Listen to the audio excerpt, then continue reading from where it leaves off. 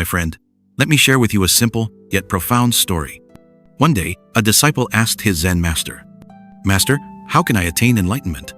The Zen master simply smiled, pointed to the teacup before him, and said, "Drink tea." Just that. Nothing complicated, nothing distant. Sometimes, what we are searching for is not hidden somewhere far away, it is right in front of us. Imagine yourself standing by a crystal-clear lake. The water is calm, reflecting the sunlight perfectly, without a ripple, without a sound, just pure stillness. That is the state of the mind in Zen practice, a mind that is clear, tranquil, and free from the noise of restless thoughts and conflicting emotions. Zen, also known as Chan, is not merely a practice, it is a way of life, a philosophy. It helps us break free from the suffering created by our own minds. Born from the very heart of Buddhism, Zen emphasizes direct experience of reality, rather than reliance on theories, scriptures, or rituals. It is not about analysis or explanation, it is about fully experiencing life as it is. In today's world, where we are constantly swept away by the pressures of work, expectations, and endless demands, meditation becomes a guiding light, bringing us back to our true selves. It not only calms the mind, but also shows us a deeper truth. Happiness is not waiting in some distant future, nor lost in the past. It is here, now, in each breath, in every present moment. The beauty of Zen is that it does more than help us face external stress. It invites us to explore the depth of our inner world. In meditation, we don't seek answers from outside, we discover truth within, through the silence of the mind. And in that silence, we realize something extraordinary. Balance is not something to be achieved. It is our natural state. This story is not just an introduction to Zen. It is an affirmation. Zen is the path to awakening, the way back to inner balance and clarity. Through its history, philosophy, and practice, Zen offers us a meaningful journey, a return to the essence of peace and wisdom. Zen, as a branch of Buddhism, traces back to the life of Siddhartha Gautama, whom we know as the Buddha. Over 2,500 years ago, Siddhartha was a prince who renounced his throne in search of truth. Under the Bodhi tree, he attained enlightenment. From then on, he began to teach the Four Noble Truths and the Noble Eightfold Path, the very foundation of Buddhism, guiding people to overcome suffering and reach liberation. From India, Buddhism spread across many lands, carried by monks, travelers, and great trade routes. Along its journey, it not only preserved its core teachings, but also merged harmoniously with different cultures, giving birth to unique forms of practice, including Zen. And so, Zen is not a concept to be studied from afar, it is an experience to be lived. A sip of tea, a breath, a moment of stillness. That is where enlightenment begins. As Buddhism spread across different lands, it naturally blended with local traditions, giving rise to various unique branches. Among these, Zen stands out as a special path, one that focuses on direct meditation practice to realize enlightenment, rather than relying on theory or ritual. When Buddhism entered China around the 1st century, it encountered Taoism, an ancient philosophy that emphasized harmony with nature and the essence of existence. This meeting gave birth to Chan, the forerunner of Zen as we know it today. One of the most influential figures in shaping Chan was Bodhidharma, an Indian monk often regarded as the founder of Zen in China during the 6th century. According to tradition, Bodhidharma crossed the Himalayas to bring Buddhist teachings into China. Yet, what he shared was not merely the core doctrines, it was a revolutionary approach. He stressed that enlightenment does not come from reading scriptures or performing rituals. It comes from direct experience, through deep meditation. There is a famous story. Bodhidharma sat in meditation for 9 years, facing the wall of the Shaolin monastery. This image has become a symbol of turning inward, of absolute focus on the mind. During this time, he also introduced physical exercises to strengthen the health of the monks' practices that would later inspire the development of Shaolin martial arts. His teaching centered on direct realization, awakening to truth through one's own experience, rather than depending on words or books. The blending of Buddhism with Taoist thought created a profound way of practice, letting go of divisions, living in harmony with nature, and focusing fully on the present moment. From these foundations, Zen grew strong and eventually spread to Japan in the 12th century. There, it evolved into a distinct tradition known as Zen.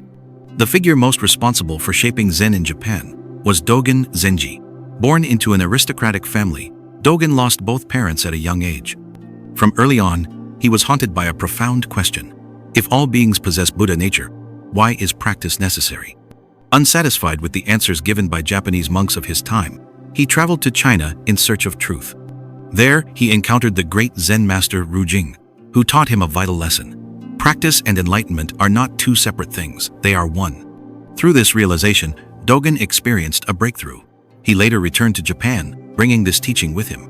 Back home, Dōgen founded Eiheiji Monastery, which became a central hub of Japanese Zen. It was here that he wrote his monumental work, Shobogenzo, Treasury of the True Dharma Eye. This masterpiece remains one of the most profound writings on Zen practice and philosophy, blending deep spiritual insight with practical guidance for life. Zen in Japan thus grew into not just a practice, but a way of living deeply rooted in presence, simplicity, and the union of practice and awakening. Now, let us turn to the very heart of Zen, the nature of reality and the meaning of time. One of Dōgen's most profound insights was this: Zazen, or seated meditation, is not simply a technique to achieve enlightenment. It is itself the complete expression of enlightenment. Through its long journey from India to China and then to Japan, Zen not only preserved the essence of Buddhism, but also blossomed into a unique path of practice. It places emphasis on direct experience, on awakening in each and every moment. This journey is not just the spread of a religion. It is also the weaving together of cultures, forming a timeless spiritual heritage. Zen is a very special branch of Buddhism. It does not revolve around complex scriptures or elaborate rituals. Instead, it points directly toward awakening through lived experience. At its core, Zen does not teach us to think, analyze, or explain the world in abstract terms. It invites us to encounter reality as it is, to step beyond concepts and prejudices, and to meet life directly. There is a famous phrase in Zen, directly pointing to the mind. This is more than advice, it is a method. To point directly to the mind means to see into its very essence, without detours through doctrines or theories. Zen reminds us that truth cannot be fully captured in words. It must be realized firsthand, through practice. This is why Zen often rejects dependence on rituals or external forms. Instead of chasing enlightenment outside ourselves, Zen turns us inward toward the living mind, the very source of truth. One of Zen's central principles is the philosophy of here and now. For Zen, no time is more important than this present moment. The past is already gone. The future has not yet arrived. Reality is only what is here, right now. This teaching frees us from the heavy weight of the past and from the anxious grasping toward the future. In modern life, we so often find ourselves stuck either replaying painful memories or chasing expectations not yet fulfilled. Zen does not deny the value of past or future, but it shows us that clinging to them only multiplies suffering. Instead, it invites us back into presence, into the living reality before us. There is a well-known Zen story that illustrates this. Two monks were walking along a muddy road when they came upon. Let me share with you a simple but powerful Zen story. One day, two monks were walking along a muddy road. They came across a young woman who was unable to cross. Without hesitation, one of the monks carried her across to the other side, then continued on his way. Hours later, the other monk, still troubled, finally asked, "Why did you carry that girl? We are monks, we are not supposed to touch women." The first monk smiled gently and replied, "My brother, I put her down hours ago. Why are you still carrying her?" This story is a timeless reminder. Often, it is not the world that burdens us, but our own minds. We hold on to things long after they have passed, creating unnecessary weight. One of Zen's deepest teachings is the letting go of the self, the dissolution of the ego. Zen master Dōgen once said, "To study the way is to study the self. To study the self is to forget the self." This does not mean rejecting individuality. Instead, it is an invitation to move beyond the illusion of separation, the belief that I am isolated and independent from the world around me. Ego, or clinging to the self, is the root of suffering. It divides reality into me and others, into this and that. Zen shows us that when we release this clinging, we awaken to the truth. Everything is interconnected. There is no boundary between self and universe. We become like a drop of water returning to the vast ocean. This insight is not just philosophy, it is lived through daily practice. In Zen, even the simple act of sitting is not me sitting. It is existence itself, fully expressed in that moment. Every breath, every heartbeat, no longer belongs to one person, but becomes the rhythm of the whole cosmos. This is why Zen emphasizes mindfulness in everyday actions. Dōgen Zenji once taught, "When you wash the dishes, just wash the dishes. This is not merely about paying attention. It is about dissolving the ego, living fully in the present, and experiencing unity with all things. The philosophy of Zen is not meant to be debated or dissected. It is a doorway, an invitation to step into direct experience. From awakening through practice to releasing the ego, Zen shows us that liberation is not a distant goal. It is already here, in this very moment. All that is needed is to let go and to be present. At the heart of Zen practice lies Zazen's seated meditation. It is here that theory dissolves into direct experience.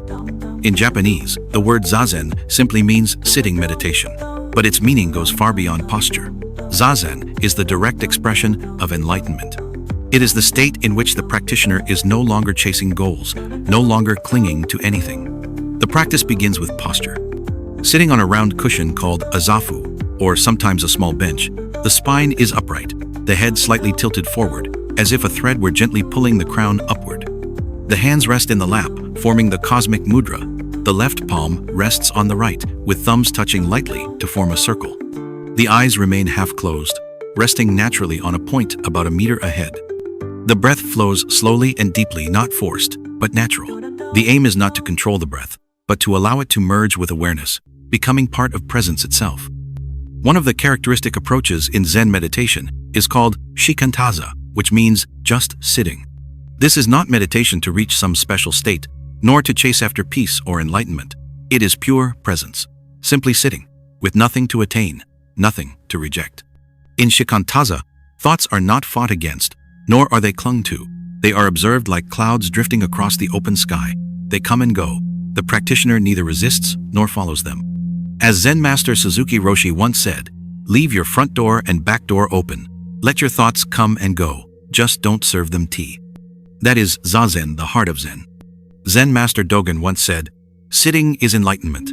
Enlightenment is sitting." This is one of the unique aspects of Zen. It is not confined to the meditation cushion. In Zen, practice is life itself. Every action becomes an opportunity to live with awareness. When you wash the dishes, you are not merely cleaning plates. You are fully alive in that moment. You feel the water on your hands, hear the sound of dishes clinking together, and notice the warmth of the water. You are not rushing, not thinking of something else. You are simply washing the dishes. When you sweep the floor, it is not just about tidying a room. Each sweep is also clearing the mind. Each movement a breath, a focus, a release. When you make tea, it is not only the preparation of a drink, it is a ritual of presence. Pouring water, watching the leaves unfold, lifting the cup to your lips, all of these actions, when done with full attention, become meditation. Mindfulness, then, is not reserved for monks or long hours of sitting meditation. It is available in every moment of daily life. When you walk down a familiar street, you can feel each step touching the earth, the rhythm of your breath rising and falling. When you eat, you can savor each bite, instead of rushing or being lost in thoughts of work. Zen practice reveals that nothing is ordinary. When we live in the present, every moment becomes a gift, a chance to connect deeply with reality. Our minds, most of the time, are like busy roads, crowded with rushing thoughts. Meditation helps us step aside, onto the sidewalk, and simply observe the traffic without being pulled into it. When you sit in meditation, you realize thoughts are like trains passing through a station. They arrive, they depart, but you don't have to climb aboard. Only when you choose to step onto one are you carried away by its journey. Let the thoughts come and go without clinging, without resistance. With regular practice, meditation brings profound benefits for both mind and body. For the mind, it reduces stress, anxiety, and depression. It strengthens focus, patience, and resilience in the face of life's challenges. For the body, meditation lowers blood pressure, boosts the immune system, and improves sleep. When the mind becomes calm, the body naturally relaxes. Modern research has even shown that meditation can reshape the brain, enhancing self-control, compassion, and clarity. But perhaps the greatest gift of meditation is freedom. Not freedom from work or responsibility, but freedom from the chains of the restless mind. When you are no longer caught in negative thoughts, you discover a quiet inner space, a place of peace, clarity, and joy. Zazen and the practice of mindfulness in everyday life are not just meditation methods. They are a way of living, a philosophy that leads us to freedom and harmony with reality. Whether sitting quietly on a cushion, or washing dishes, or sweeping the floor, each moment is an opportunity to let go, to awaken, and to live fully in the present. Zen, with its simple yet profound teachings, shows us that enlightenment is not a mystical state or a distant reward. It is our natural essence, already within us. The path of Zen is not about gaining something new, but about recognizing what has always been there, Buddha nature, the clear and still awareness that exists within every human being. No doctrine, no teacher, no ritual can give us enlightenment, because it is not something to be added. It is a return to our original nature. And this realization cannot be reached through theory alone. It can only be touched through direct experience. This is why Zazen sitting meditation is such an essential tool. Meditation is not about escaping life, it is about seeing clearly the true nature of the mind. When you sit in meditation, slowly, you begin to realize that every thought, every emotion, every idea are only temporary appearances. They rise and they fall. They are not your true essence. One Zen master once said, "There is no need to search for light. Simply recognize that you are clinging to the darkness." This means that enlightenment is not about gaining something new. It is about letting go of what is unnecessary. One of the most unique methods of Zen to lead practitioners to awakening is the koan. Koans are paradoxical questions, riddles or short stories that appear meaningless, even absurd. They are not meant to give you logical answers. Instead, they are designed to break the habitual patterns of thinking and to push you beyond ordinary reasoning into direct insight. For example, one famous koan asks, "Without using your lips or your tongue, how will you speak of Zen?" At first, this question feels impossible. You cannot approach it with language, you cannot approach it with logic, and so, the practitioner is forced to go deeper toward pure experience itself. The goal of a koan is not to solve it. The goal is to dissolve the logical mind, to open up a space where direct knowing can arise. When facing a koan, practitioners often go through frustration, even confusion, until one day they realize the answer is not in thought at all. It is in letting go. It is in direct awareness. This is where freedom begins. And freedom, in Zen, does not mean escaping the outside world. True freedom is being released from the chains of your own mind. It is the state where you do not cling to thoughts, to emotions, or even to the idea of enlightenment itself. Another key aspect of freedom is non-duality. In awakening, there is no division between self and others, between good and bad. Things are simply as they are, untouched by judgment, untouched by personal bias. There is a famous Zen saying, "Before enlightenment, chop wood and carry water. After enlightenment, chop wood and carry water." The world outside does not change. Your daily tasks do not vanish. But everything is transformed because your way of seeing, your way of experiencing life, is completely different. Before awakening, chopping wood or carrying water may feel heavy, tiring, even meaningless. After awakening, these same simple acts become alive, luminous, full of presence. A free person is not someone without problems. A free person is someone who is no longer bound by their problems. When you release your attachment to results, you begin to live naturally, without the burden of expectation, without the weight of fear. The essence of Zen is not about reaching for something extraordinary. It is about discovering what has always been here. Enlightenment is not about finding something new or extraordinary. It is about recognizing and fully living with reality through the practice of Zen and the art of mindfulness in every daily action. When we practice this way, we slowly learn to let go of the chains of the mind. We begin to feel freedom in each breath and a natural harmony with the whole of existence. The path of meditation does not begin tomorrow or someday in the future when conditions are perfect. It begins right here, right now. You do not need a special place or an ideal situation. You only need to sit down, listen to your breathing, and recognize that this very moment, this simple now, is all you ever need. Meditation is not a final destination. It is a path that leads you back home to your truest self, to the essence that has always been within you. This message you are hearing right now is not only a method of practice and not only a philosophy of life. It is, more deeply, an invitation to return to your own true nature. Remember this, everything you have been seeking has always been here inside you. And if you feel that these reflections bring you value and meaning, I invite you to support us. Give this channel a like, subscribe, and turn on the notification bell so you will not miss the next sharings. Do not forget to share this with your loved ones and leave your thoughts in the comments below. May you always walk with clarity, and may your journey of awakening be filled with light, freedom, and positive energy. We are walking with you side by side on this path.